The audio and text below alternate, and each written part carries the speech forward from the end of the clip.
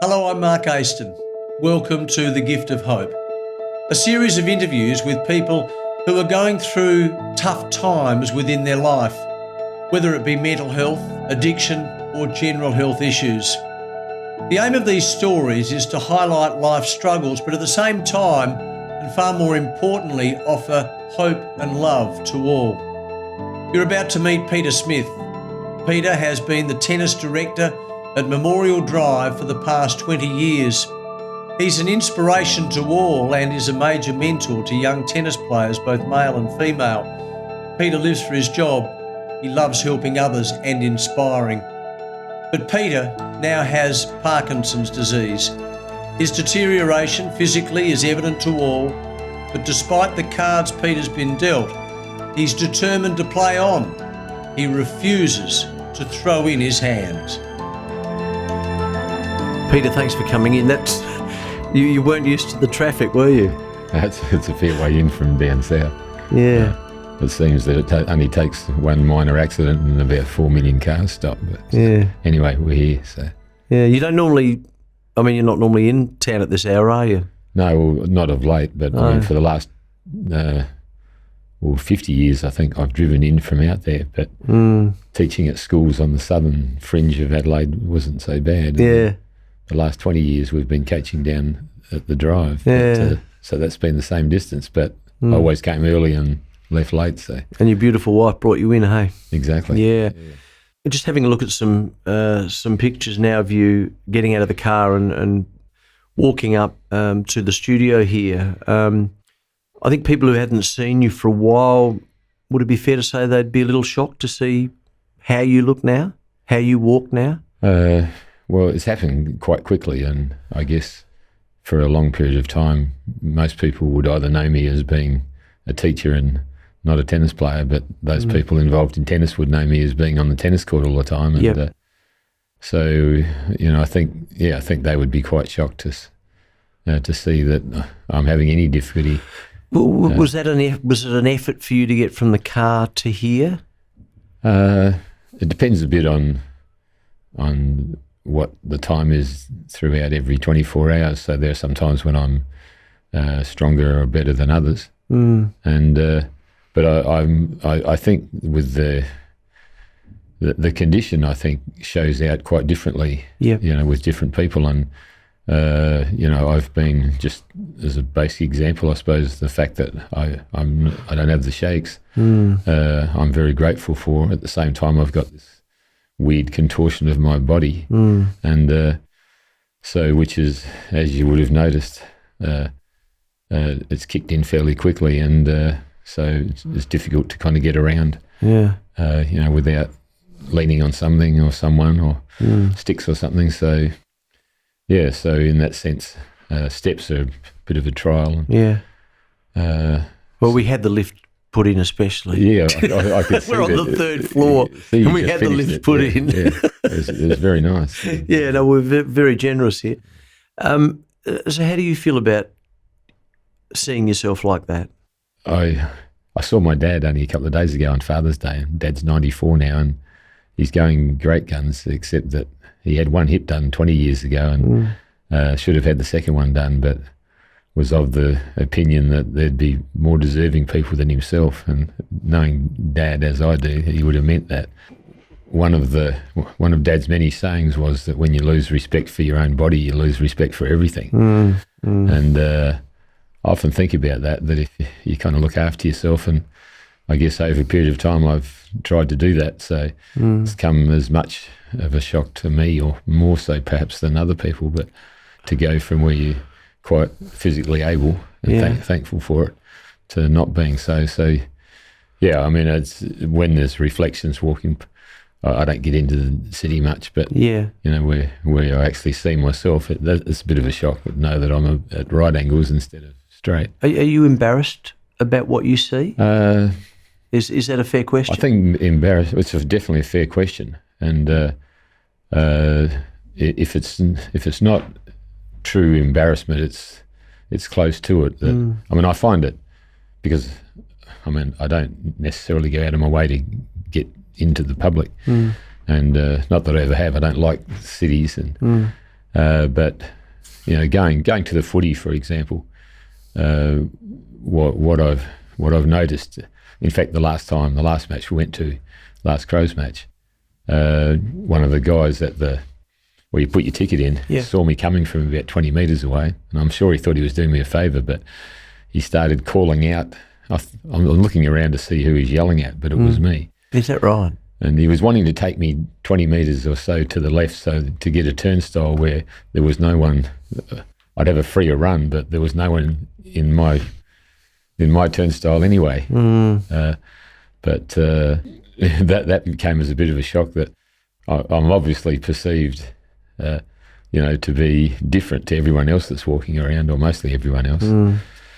And so, I mean, it definitely is a bit of a whack to your self-esteem or to your ego. Yeah. Because I think I felt, most of the time before, except a few injuries and that, I felt strong. And so I felt I needed to carry myself properly and have good posture and all those things that you're taught when you're a kid. Yeah. And to be in a situation where, at worst, I can be crumpled up, bit of a mess. Yes, it's definitely bordering on embarrassing, but and at the same time, I guess I spend a bit of time thinking about what other people are thinking, because some people are really supportive, people I've never seen before. You know, whereas other people couldn't care less whether, as long as you don't get in their way, sort of thing. So the condition is Parkinson's disease, or is it an extension of that, or is it simply Parkinson's? I'm not sure from my experience. It's been 13 or so years now, and I'm not sure whether there's such a thing as simply Parkinson's. That most people's view of it, I think, is exactly what mine was. That I thought it was some guy sitting on a stool in the BBC or conducting interviews or something, or Muhammad Ali taking too many punches, or I think I had a very superficial view of that, thinking that if you had this Parkinson's thing, that there was such a thing as well as those other blokes, and you shook.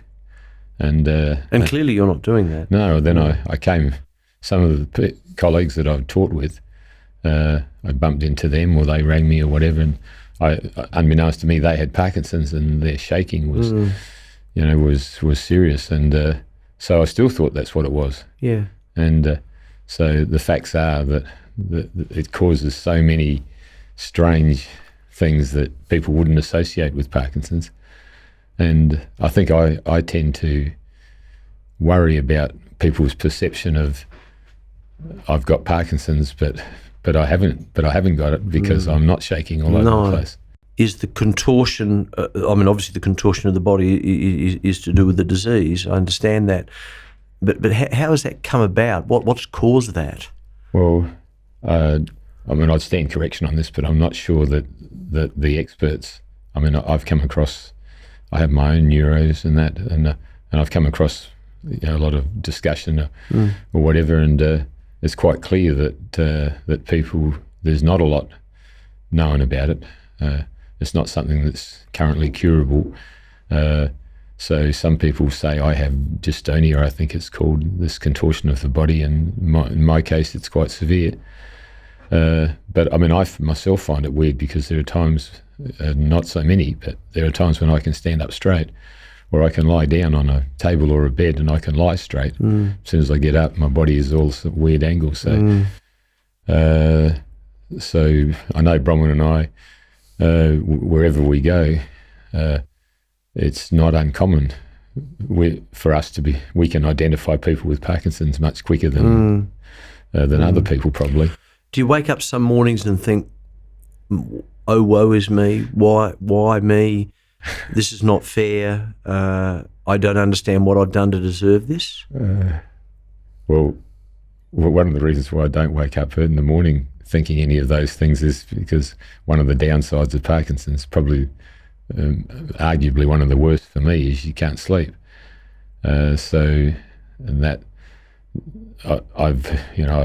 not thought about that over the years, because it's the sort of thing, if you miss sleep, you feel tired. But the situation is such that on a bad night I might get maybe 2 hours or something, and so that has an impact, because you can't, if you're going through that sort of phase, you can't rely on yourself 100% to do all sorts of things like driving vehicles, whatever. Just not because you can't drive, but just because if you're tired, you might fall asleep. Yeah. So it's not so much, but I do. I think a lot about a lot of things, and again, one of my dad's many sayings is, however badly off someone is, there'll be people worse off in the world somewhere. And do you genuinely believe that? Because a lot of people say that to people who are going through tough times, but do you believe that? Well, I full on believe it, because I know little about this motor neuron thing, and Terry Danaher's involvement in the cause, so to speak. Yeah. And so I look at that and I think, well, I'm not happy with, I'm not jumping for joy over my lot. But at the same time, except for injuries and wear and tear from sport, I consider myself to have had 50 good years, and even though I'm not sure what the end result of this stuff is, I 1,000% believe that there's a lot of people in a much worse situation, and the fact that to this stage, I feel like I've retained at least what's above my shoulders is still functioning reasonably normally. And that is so important, isn't it? Yeah. As much as our bodies are key to getting us around, I think losing your ability to think and reason and love and appreciate, but I would think that would be something that would be something that would be terrible. It would just be horrible. Right. I've got a situation, a personal one at the moment, that I came from the country, and my mum and dad are both still alive. And Dad's 94, Mum's 93. They stay in the same room in a I guess old folks facility. And Dad was always the one that wasn't in the best of health through the years, but here he is, 94, wow, going great. Whereas Mum, Mother's Day 2 or 3 days ago, Mum hasn't, maybe has vaguely recognised me for the last 12 months or so. As a result of dementia? Yeah. Yeah. And how does that make you feel? Well, I find that as daunting or as difficult a task as anything that I've been confronted with, because my mum was a typical country mum, and 1 and 1 made exactly 2, and straight, strong, very resilient, and to see the deterioration as quickly as it's been, where someone is not in control of their faculties, and to walk into that room the other night and see my dad fully dressed and standing up, and he's nursing my mum, who's not with it at all. Heartbreaking. It's just a classic example of someone being in a lot worse situation. And what about the added pressure that your father has with your condition? How does that work? I think even though Dad's going very well, and we hold just pretty normal conversations. In saying that, pretty normal conversations at that age is not completely normal. It's different, yeah. Yeah, and there's some repetitive stuff. Yeah. Like the recognition of my green running shoes, which are actually blue. And sounds like something I'd say when I was using, when I was completely non-coherent. Yeah. But I don't mean that disrespectfully. Yeah. I know what you mean. Yeah. So yeah, I'm sure my dad was he's a World War II vet, and extremely strong, quiet, unassuming, but very strong, and sort of totally reliable, and took all of his responsibilities and everything as seriously as anyone I've ever known. So I think Dad at the moment feels a responsibility to Mum that it's his responsibility. Yeah. Even though he's as old as he is, and so I find it difficult, to see someone like that, not capable of, very proud man, but and I can relate to it because you don't. There's something where you don't feel completely whole, as much as people might say, you shouldn't think things like that. Well, I mean, I don't discuss those things with other people, but I mean, you do feel not the whole, the full quid. So. Life can be so good, Pete. It can be fantastic, as you know. Yeah. And, I think as we all know, and yet at the same time, it can be, for a whole range of reasons, it can be such a challenge, can't it? Yeah. Well, I think what, people talk about what things meant to happen and that sort of stuff. Well, I don't believe that at all. But sayings come into my mind. I'm not sure why that even though this condition's been, for me, 10 to 15 years, but it's only been of late where I felt less on an ego trip about how I could win or beat it or something like that. But in a weird way, I feel I have no knowledge of the situation at all, but where one faculty is removed, someone gets blinded or whatever, and their other faculties strengthen to try and make up the difference. Yeah. I'm not sure that happens too much with this condition, but I feel what it has done in some weird ways, even from a tennis coaching perspective. I feel some sort of strange sense of clarity about things that I've struggled to either come to grips with myself on the court or tried to help many other people do the same thing. And strangely enough, I've felt in the last 12 months some sort of, it's opened my eyes to a more simplistic way of looking at things. There's a clarity about certain things. So, I find it difficult to read over long periods and maintain concentration, not feel exhausted and that. But at the same time, I feel very clear about there are certain things I want to do, and I'm passionately driven, like I feel it. And it's maybe even more intense now. Yes. And you talk about the tennis coaching, which has been a major part of your life. Just seeing you on the court during the week. I think you were hitting with Michelle, and then I think Alana came up afterwards. But just seeing you at the moment, as we're seeing you now, hitting on the court, you're not using your sticks. Of course, you're certainly slightly hunched over, but there still is, to me anyway, a real air of confidence about you. And I guess if you're coaching young athletes, and you've coached many, many young athletes, many years ago, of course, when Leighton was 13, 14, I think maybe even younger. But with the athletes that you're coaching now, from what I saw, Peter, not only did you look in control and confident, I guess you need to as well. You need to be like that when you're coaching someone. Does that place added pressure on you to be constantly up when you're around young athletes? I think perhaps what you observed the other day, if I was going to be brutally honest about it, that situation is not as daunting for me as it might seem. As it might look. In the sense that I've been at Memorial Drive, at the heart of tennis here in Adelaide. I've been at that club since I was 17 or 18 years of age. I've been the tennis director down there for the last 20 years or so. Yeah. So in that sense, I guess I'm known by most people there.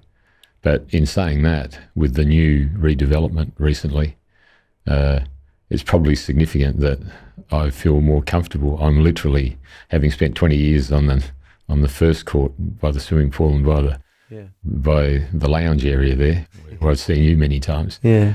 not training in the swimming pool. Yeah, training in the walking in the swimming pool, Peter. I'm not doing a lot of physical work at the moment, but anyway, but when you saw that's me, a discussion for another time. Yeah. When you saw me the other day, I don't know whether you missed it or not, but I was literally on what we'd call court 32, which is diagonally the furthest possible court. Yes, it was. It was a long way for me to walk. It was really quite annoying, actually. I was really exhausted by the time I got there. I thought the exercise might have done you good. But, didn't you notice I was puffing? Yeah. Well, I knew you. What was it? Court 32. Yeah. Yeah. And that was always the furthest possible grass court when I was young. And then in more recent years, it's been the furthest possible clay court. But so within reason, I feel like if you ask me if there's a sense of me hiding away on court 32, yes, there is. Is that right? For sure. Is that right? Yeah. And I'm not, if you said hiding from what, well, I mean, I guess I feel a degree of, to some degree, being uncomfortable because if I need to be honest with the circumstances and myself, that the people that you saw me hitting with, I have a close relationship with, yes, and have for a long period of time. Yep. And I feel a responsibility to them, and maybe they do to me. But if I'm really honest, it'd be quite a while since I've seen a new student. So the people that I'm working with in this situation are people that I've worked with for a fair while, long term, who I think hope that to be really frank, they might feel some responsibility to stay and finish the journey.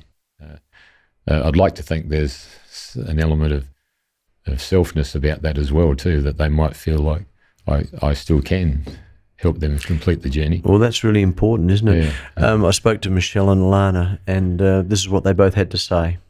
Well, it's always going to be tough. It was someone that you really care about, I guess, so you got to look at the positives and keep getting through every day. But he's a very strongest man I know. With his coaching, it's still the same. He's still got so much to give.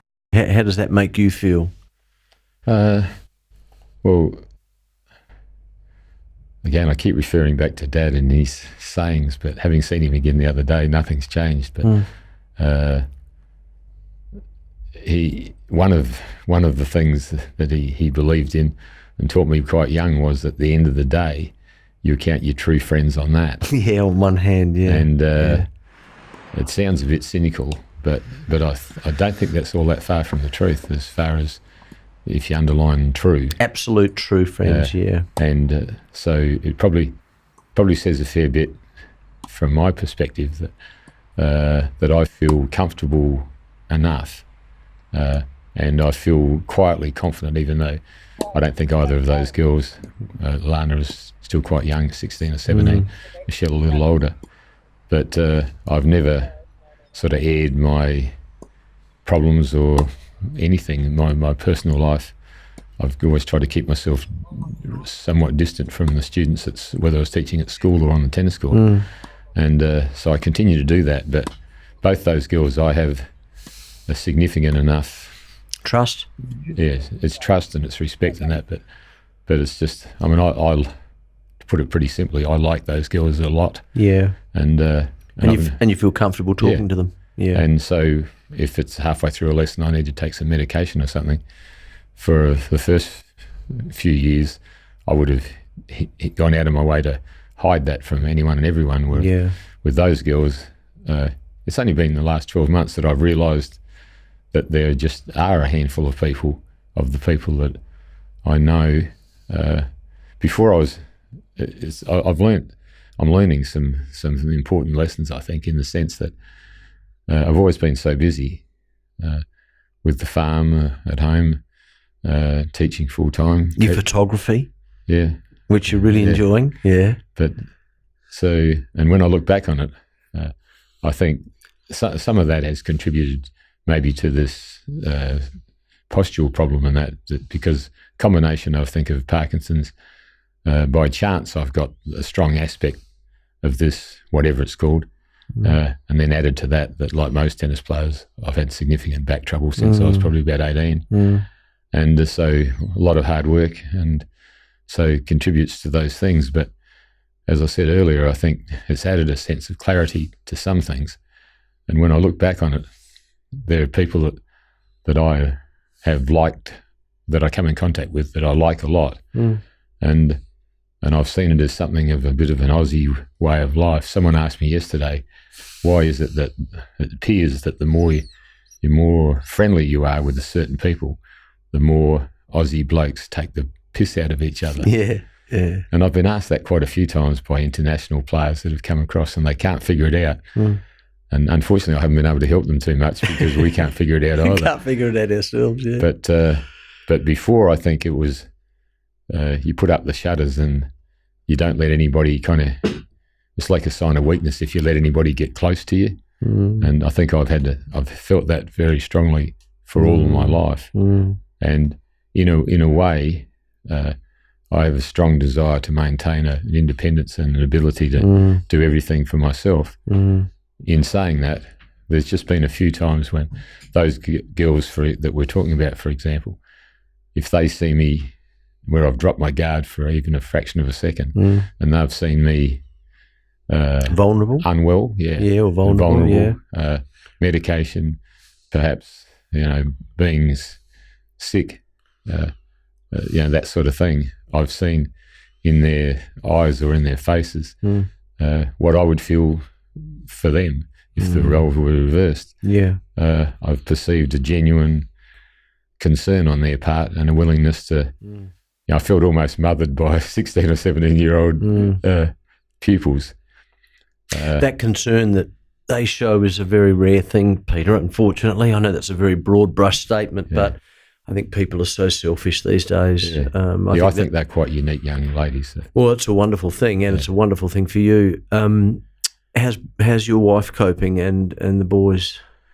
Well, I think two of the boys are back home on the farm, and so I think as far as my circumstances are concerned, I think they're doing what I'd want them to do, and that is just continue, to endeavour to carry out whatever things are important to them. And I think I'd want not to be a burden in any way. So I quietly offer whatever support I feel we can, and so our three boys, I think they're coping okay, and as far as tennis goes, the three of them are involved. Luke's involved in a more major way, but that's always been the case. From his tennis has played the major role in his life, continues to do so. So I'd like to think that there's not a big adverse effect on them, and that if I do need help much in the future at some point in time, I'm pretty sure they'll be front and centre if they need to be. Have you? Have you thought about dying? Yeah. Often joke about how I can clearly remember a circumstance in the country where I'm not sure where. I think other people's circumstances were similar, but the dunny was out the back of the yard, not connected to the house. And it had two seats, I can remember that. And being a young guy, highly intelligent, I can remember the first day that I was about 5 when it occurred to me that one day I was going to die. And I can remember it was a massive shock to me. And at that moment, I'm not sure why this sticks in my mind, I was smoking rolled up newspaper because I must have learnt somewhere that that's where most guys in those days smoked. And probably better than smoking nicotine. But so I kind of have that vivid connection about the two. Well, that was the first time it occurred to me that such a thing could happen. What about more recently? Well, I consider myself to be fortunate that when I hear of some people's reaction to hearing that they've got something that's reasonably serious, and I've had that on a couple of occasions, and for whatever reason, even though I have the same concern that perhaps most people have, but it didn't have the immediate effect on me that it has to some of those people. I felt like that just because that day I actually found out formally that yes, I do have something. Well, I knew that anyway. And it's called this. Well, it didn't really make too much difference to me because I knew I had something. Yeah. I didn't have a clue about what the technicalities were. No. So I've continued rightly or wrongly to try and leave it like that. But I think Bronwyn's probably picked up the responsibility of finding out more of the technicalities. So I think with the other issue that I'd had before Parkinson's, there was more of a genuine possibility of that coming to a more rapid conclusion. That was a cerebral problem, wasn't it? I think people thought, some of the medical profession thought I'd had a massive brain tumour. Yeah. But in fact, don't ask me for the medical difference, but a pituitary tumour of some significance. But you got through that. Yeah, so more or less. Wow. That's 21 years now, and that's it's still there, and it still requires some attention. But that's in theory seemed more immediate, and for some reason or other, I have some sort of quiet sense of calm about that when it happened. Do you have the same sort of calmness about this? Well, sometimes joke is not the right word, but you often hear of people in the newspaper or over the radio, someone of significance passing away. Yeah. And the description or the reason given will always, it never says from Parkinson's disease, and apparently it never is totally or from other specifically. It's from other It's from complications. Is that what you're saying? Yeah, as a result of. So there's a vagueness about it. So that concerns me somewhat because, I mean, obviously there's an end to the journey for everyone, and some people it's shorter and longer than others. Have you spoken to Bronwyn and the kids about this? About preparing for life after Peter? Well, definitely not with the boys. But and as far as Bronwyn goes, I think to an extent of logically making sure that there are a few documents in place that need to be, but definitely no more than that. Yeah. So is that something that you've purposely not done, or is it? I just think, from my personal perspective, I'm no good at it. Yeah. And so I can remember my dad over the last 20 years. It would have been difficult for Dad looking back on it, but 10 or 20 times he would have broached the subject. 10 or 20 times I would have blown it away. I can remember about a week before, and without sounding overly dramatic, but I can remember a week before my father passing away, he said to me he wasn't frightened. Yeah. Are you frightened? Not that I haven't experienced that emotion yet, so it's not to say that I. My main concern, I think, is I would have preferred to maintain a really strong responsibility for the family and for two grandchildren at this stage as well. And I think I feel a responsibility of looking after all those, that extended family, and so I feel weakened in that area dramatically. Yeah. And it worries me. I want to be looking after my grandkids, of course, on and off the court, or the sporting field, or whatever it is. And I feel weakened in my ability to do that. But to a large degree, when I see them, one of them is 16 or 17 now, he's a foot taller than me. So the question is, who's looking after who? So, I mean, to be practical about it, I'm not expecting that it's something from the vague bit that I know about. It's not something that happens tomorrow. Peter, what advice would you have for those watching who have Parkinson's, or who are friends, or are involved in someone within the family that has Parkinson's disease? Is there one piece of advice that, through what you're going through, you'd like to give them? Well, I'm not sure that, from a personal perspective, that I officially I feel no sense of being in a position where where I'm expert enough in the field to offer. It'd be a bit presumptuous on my part to offer much advice, I think. In saying that, I have felt on occasions that no matter how knowledgeable and how well respected and how qualified certain medical practitioners are in the field, that the one weakness that they've got is you can read 1,000 books, but in the sense of sounding a bit spiteful about it, I did actually say to a certain person recently that I've been studying it for 13 years, 24 hours a day, and I've got a fair idea about certain things related to it as well. Well, you've got the lived experience, haven't you? So I'd like to make, this sounds very pious, I'm sure, but I haven't felt, since I've known of my own circumstances, my endeavours initially were to not let it affect me in any way at all, on the surface of it anyway. And so that's become less achievable. But I still feel like what I'm doing myself, I don't, it's not a formal thought process or anything. I've just endeavoured to continue to do the things I want to do as passionately and as I'm physically capable of doing.